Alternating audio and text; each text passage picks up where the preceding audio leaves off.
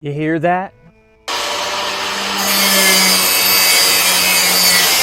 You wouldn't do that to your grandma's skillet, now would you? But there's a trend on the internet, and that's exactly what people are doing now. They're buying a brand new $20 Lodge, and they're sanding it down. And they think they're gonna get their skillet as slick as your grandma's.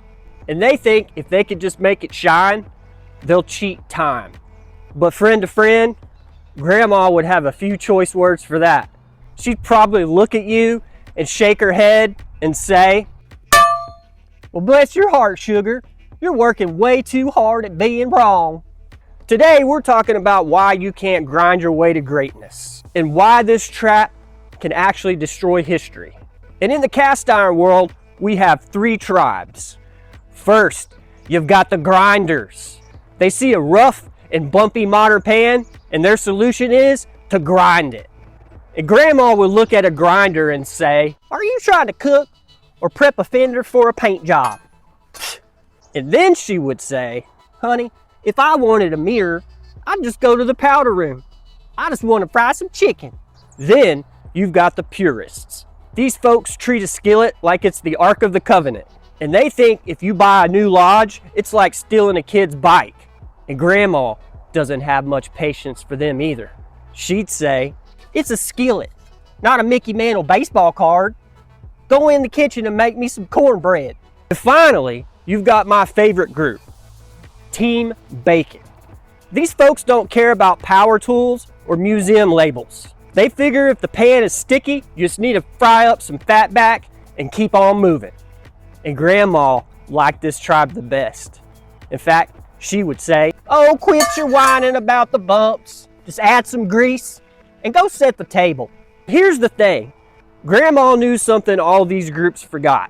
You don't build a pan soul with a 5-amp motor, and you certainly shouldn't be afraid to cook on it. Seasoning isn't just oil on top of iron. It's a chemical bond. Under a microscope, it has pores. When you heat that pan up, it opens up the pores and grabs the oil.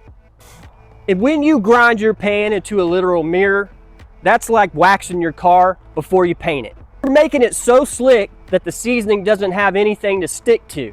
You'll end up with a pan that looks like it has a bad sunburn. And this is the part where Grandma would really lay into you. She'd watch you struggling with that flaky mess and say, "Now look at you. If you didn't make your skillet slicker than a skating ring, then a scoop of this Crisco would have stuck to it."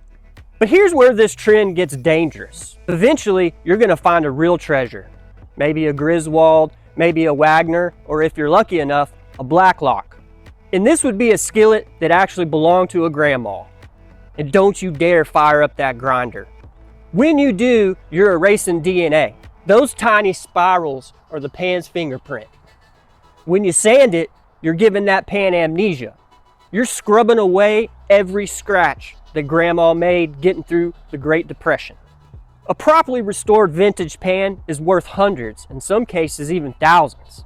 But the second you put an angle grinder to it, to a collector, its value drops to zero. You didn't improve it, you vandalized it.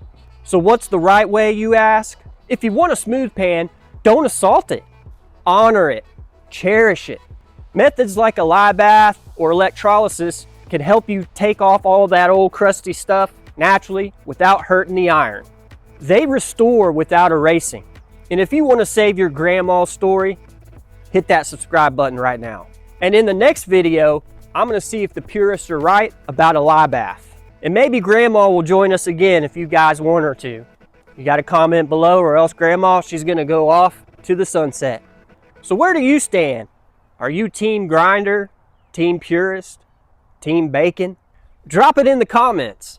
I'm reading every single one. Let's grow this family and keep saving Grandma's skillets. And this is Heath Haley from East Texas Duct Tape. Thank you and God bless.